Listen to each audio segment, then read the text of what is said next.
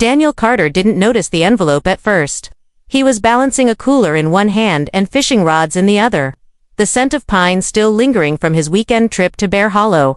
But as he set the gear down on his porch, the thick, white packet taped to his door caught his eye. It had that official look, bold lettering, dry legal font, and the moment he peeled it off, his stomach tightened. Notice of violation, action required. The letter was from the Willow Creek Homeowners Association. According to them, his detached garage, the same one he'd built with his own hands 15 years ago, violated current zoning regulations. The penalty, demolition within 30 days or escalating daily fines. The final line nearly made him laugh. Failure to comply may result in legal action, including property seizure. Daniel stepped inside, dropped the envelope on his kitchen table, and stared at it. He had the blueprints. He had the county permits. The garage wasn't just legal, it had been approved and signed off by a local inspector when most of the current HOA board were still in college. Yet here it was, a threat dressed up in legalese. For a few minutes, Daniel just stood there, letting the quiet of his home settle around him. Then he walked into his study, opened the old metal filing cabinet, and pulled out a thick brown folder, labeled Garage-2009. Inside were scanned copies of permits, county maps, tax records. Everything was in order. Everything was legit. So what the hell was this really about? The next morning, Daniel walked down to the HOA office, a sleek, glass-walled annex next to the clubhouse that had been built 5 years ago with money raised through community improvement fees. He hadn't voted for any of it. In fact, he'd barely attended meetings. He paid his dues, mowed his lawn, and kept to himself. Until now. Inside, he was greeted by a young woman in business casual, who asked him to wait. After a few minutes, he was ushered into a wood-paneled conference room where Evelyn Marsh sat at the head of the table, blonde, polished, and poised. Evelyn was the HOA president and self-appointed queen of Willow Creek. "Daniel," she said with a smile that didn't quite reach her eyes, "thank you for coming in. I hope you understand we're just trying to maintain the standards of the community." Daniel laid the envelope flat on the table. "You want me to demolish a structure that's been there longer than your community charter? That's not about standards. That's about something else." Evelyn's smile never wavered. "Unfortunately, the new boundary updates require compliance. Your garage now falls within a protected setback zone. We need to ensure uniformity for the new Greenway initiative." "Greenway?" Daniel asked, narrowing his eyes. Evelyn gestured toward a rendering on the wall, a glossy image of walking paths, benches, and trees snaking through the neighborhood, and smack in the middle of it, his property erased from view. "Nothing's been voted on," he said quietly. "It's all in progress," she replied. Daniel stood slowly, gathering the envelope and his temper. "Then I hope your lawyers like surprises. Because this," he tapped the notice, "isn't just wrong. It's fraud." He walked out without waiting for her response, but he felt her stare burning into the back of his neck. As the door closed behind him, one thought echoed. In his mind, they weren't playing games, but neither was he. The next few days felt like stepping into a stranger's life. Daniel noticed things he hadn't paid attention to before: cars driving slowly past his house and stopping just a little too long in front of the garage. New signs posted by the HOA on the community board about residential harmony and property uniformity, and a surveyor's stake placed right near the edge of his fence. A fence that had stood untouched for over a decade. It was subtle at first, quiet intimidation. But Daniel had seen this before, during his years working with real estate investors and construction lawyers. This wasn't about a garage. It was about land, and someone wanted his. He drove down to the county recorder's office the next morning, parking beside a line of contractor trucks and battered sedans. He spent the next 6 hours cross-checking plat maps, zoning overlays, and annexation documents. What he found was like stepping on a live wire. 2 years ago, the Willow Creek HOA had filed to expand their boundary by redefining neighborhood lines. But the move wasn't voted on by residents as required by law. Instead, it was quietly slipped through under administrative revision, a loophole often used for non-critical changes, except this one was critical. And the revision. It pulled Daniel's land into the HOA's control without so much as a notice or a ballot. He left the office with a headache and a fat envelope of copies. It wasn't just fraud now. It was premeditated. By the time he got back, there was a fresh pink notice taped to his garage door. Second notice, final, warning. The paper trembled slightly as he peeled it off, but not from wind. That night, Daniel attended the monthly HOA board meeting. It was held in the community clubhouse, complete with folded chairs, complimentary lemon water, and the distinct air of practiced formality. The board sat on an elevated stage behind a long table. Evelyn Marsh was front and center, flanked by 5 members who might as well have been mannequins for how little they moved or spoke. Daniel didn't wait to be acknowledged. He walked to the front row and stood tall, holding up the stack of county documents. I have here official land records showing that my property was included in the HOA's jurisdiction without a vote. That violates the county charter and the HOA's own bylaws. You can't enforce anything on land you don't legally control. A few gasps echoed through the room. 2 board members exchanged glances. Evelyn simply smiled. You're welcome to submit your materials for review, she said calmly, but I'm afraid our legal team has already determined the authority stands. Daniel's voice didn't rise, but it sharpened. I didn't bring this for review. I brought it to put you on notice. Murmurs rippled through the audience, mostly residents who had never seen Daniel speak at a meeting before. He wasn't one of the usual loud ones. He wasn't bitter. He was quiet, smart, dangerous when provoked. Evelyn's fingers drummed once on the table. Will respond in writing. Daniel stared at her for a long moment, then turned and walked out. Outside, under the glow of the parking lot lights, he pulled out his phone and made a call. Hey, he said when someone answered. You still practicing real estate law? Good, I've got something you'll want to see. It's big, real big. And somewhere behind him, inside the clubhouse, Evelyn Marsh's smile finally faded. The man who answered Daniel's call was Theo Levin, a sharp-witted real estate attorney, known more for unearthing dirt than burying it. Theo had once gone head-to-head with a corporate land consortium and won while wearing cowboy boots and quoting zoning code from memory. He wasn't cheap, but he owed Daniel a favor. Years ago, Daniel had helped save his sister's business from a bad construction contract. Now, it was time to cash it in. Theo drove down from Greenville the next morning, pulling up in a mud-splattered SUV that looked nothing like a lawyer's car. He stepped out, glanced at the garage, and grinned. Looks sturdy, he said. Let me guess, it's the garage they're after, but the land they really want. Daniel nodded. They redrew the HOA boundaries 2 years ago. No resident vote, no notice. I've got the maps, the filings, everything. And now they're pushing this greenway plan that magically runs straight through my property. Theo pulled out a yellow legal pad and started scribbling notes like he already knew how this story ended. This isn't about rules, he muttered. It's about resale value. Someone's lined up a buyer who wants a clean slate, no loose ends, and you're the one piece that doesn't fit. Daniel told him everything, the threatening notices, the silence from the board, and the shady shift in property lines. Theo's grin faded fast. I want everything they've ever sent you, Theo said. Not just the violation letters, the newsletters, the HOA meeting minutes, anything with a stamp. Daniel pulled out a heavy binder from his filing cabinet and slapped it onto the kitchen table. I've been archiving since the day they paved the clubhouse parking lot without permits. I knew it would come to something. Theo raised an eyebrow. You might just be the HOA's worst nightmare. Over the next 72 hours, the two of them pored over every document, map, and record. The deeper they went, the worse it looked for the HOA. There were financial irregularities buried in the board's community expense reports. $18,000 listed as land improvement feasibility studies paid to a firm registered under Evelyn Marsh's cousin's name. Meeting notes had been redacted, pages were missing, and at least one vote had been forged. Daniel spotted a signature belonging to a neighbor who'd been hospitalized at the time. But the biggest bombshell came when Theo found an unassuming PDF buried in a digital newsletter archive. It contained a clause added during a bylaw update last fall, stating that properties within the adjusted HOA boundary may be reclassified for community benefit, should long-term planning justify it. Theo tapped the screen with a pencil. That's the clause they'll try to use to justify the land seizure. Problem is, it's completely illegal, unless there's a full vote from property owners. And from what you're telling me, they never held one.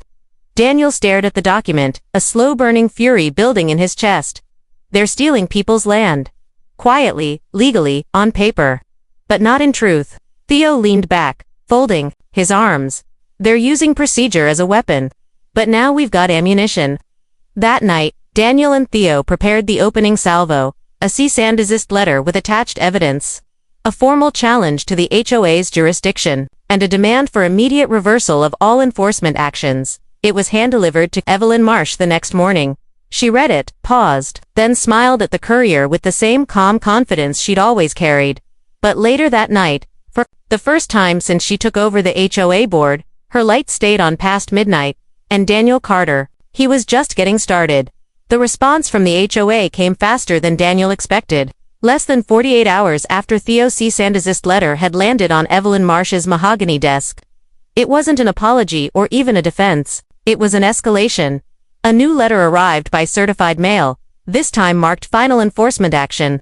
The HOA claimed Daniel had failed to comply with previous orders and that legal action was now underway to place a lien on his property. Along with the letter was a glossy brochure outlining the Willow Creek Vision 2030 plan, complete with full-page renderings of walking trails, manicured gardens, and yoga platforms conveniently placed where his garage and half his home currently stood. Daniel read it twice, slower the second time.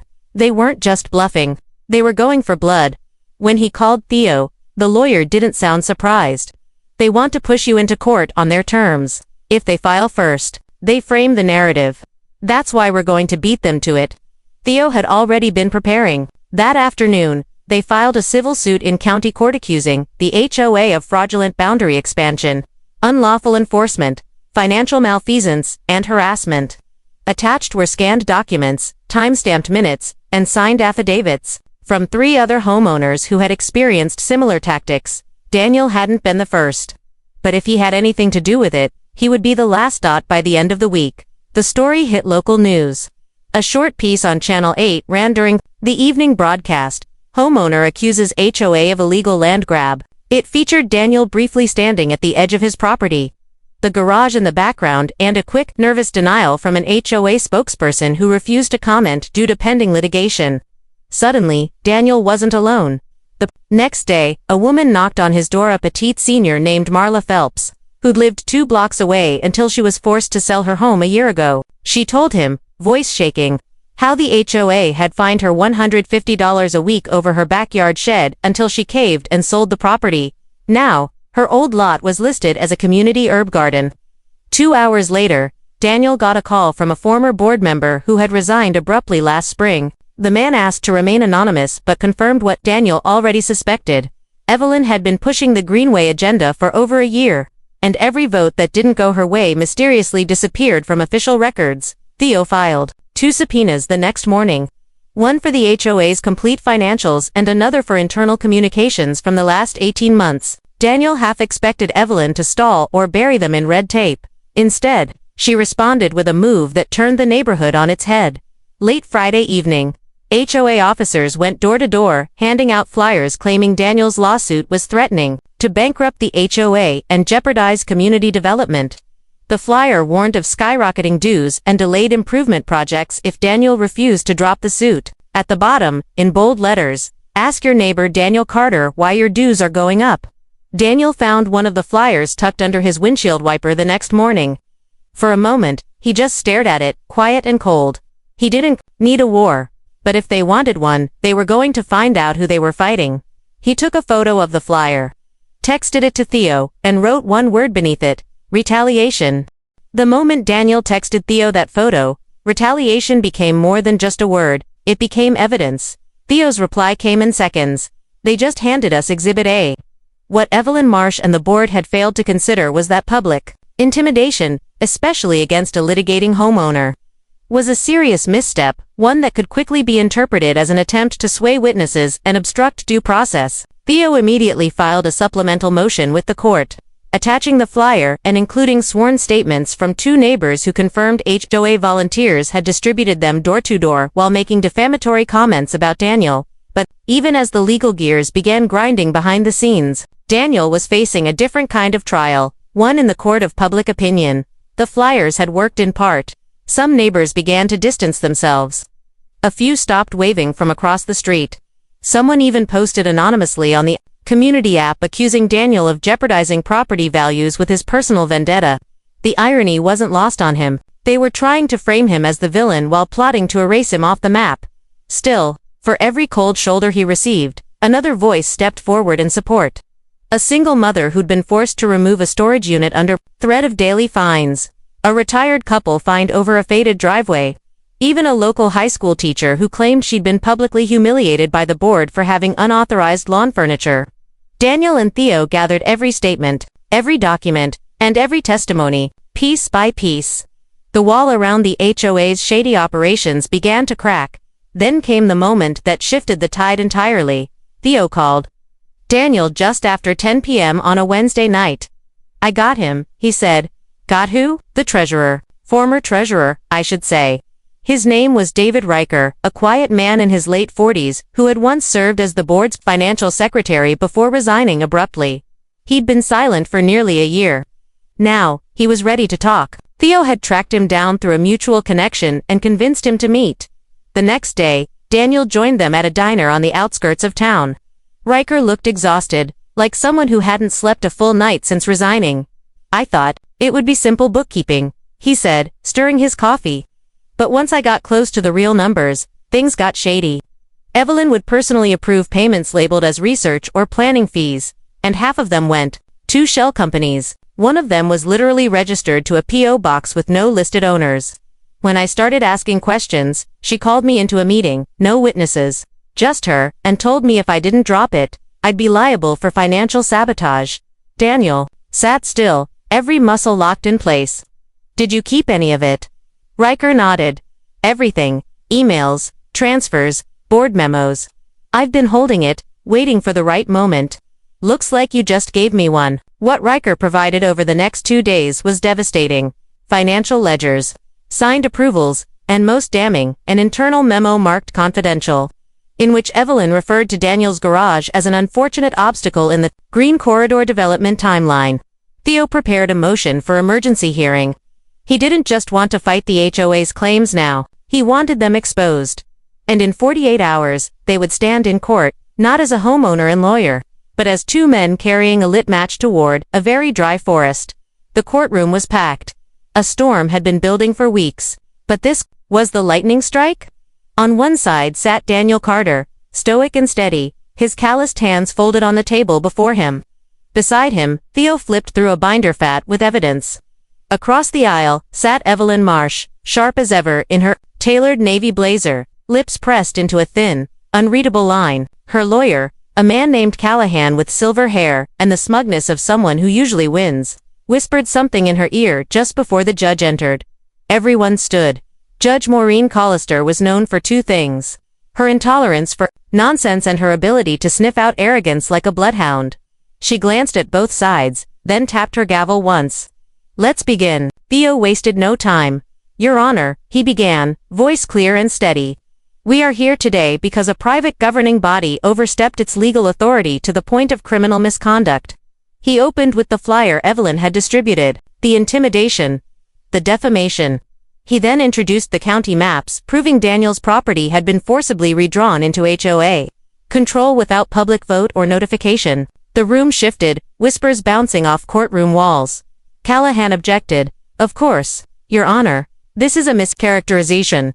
The HOA acted well within procedural norms." "Then explain this," Theo said, flipping the projector to a page from David Riker's ledger. The screen displayed a clean table of financial transfers. One stood out: $42,600, survey prep and greenway feasibility paid to Marlin Group, LLC. Theo clicked again. The next slide was the LLC registration, a P.O. box, registered by Evelyn Marsh's cousin. Judge Collister leaned forward. "Counselor, you're suggesting the board president directly funneled funds into a relative's business without board-wide approval?" "Yes, Your Honor," Theo said. "And we have not only the financial records, but the resignation statement of their former treasurer, and a confidential internal memo that refers to my client's home as a barrier to be cleared." The room went dead silent. The court clerk looked stunned. Even Callahan froze for half a second, jaw tightening. Evelyn didn't move. Theo submitted the memo. It wasn't long or technical. Just one line that said everything. "If Carter won't move, we'll fine him until he cracks. Nobody fights the HOA." The judge read the sentence aloud in court. Evelyn finally spoke. "That memo was never meant to be seen." Theo asked sharply, That's the problem. Then it was Daniel's turn. He took the stand quietly, answering questions with calm, measured honesty. He explained the history of his garage, how the structure predated the HOA itself, how he'd paid every fine, submitted every form, until the goalposts started to move. Then he described the knock on his door, the threatening notices, the cold shoulders from neighbors who once smiled. They didn't want me to comply, he said. They wanted me gone. When Theo sat down, the room felt different, lighter. The tide had turned. The HOA's defense crumbled fast. Callahan argued misinterpretations and harmless clerical errors, but the judge wasn't buying it. She set the final hearing for judgment the following week. The gavel slammed. Court adjourned. Outside, reporters rushed them. One asked Daniel what he planned to do if he won. If Daniel said, a tired smile breaking across his face, "I'm not here to win. I'm here to finish this." Beside him, Theo muttered, "They came for a garage. They're walking into a reckoning." The week leading up to the final ruling stretched like taut wire. Tension buzzed through Willow Creek, unspoken but undeniable. For the first time in years, the HOA clubhouse remained locked on a Tuesday night. No meetings. No lemonade socials. No smug board statements. Inside his home, Daniel kept busy, not out of nerves, but discipline.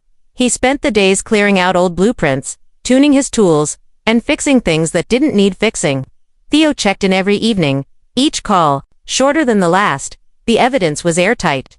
The judge had already shown signs she wasn't tolerating games. All that remained now was the verdict.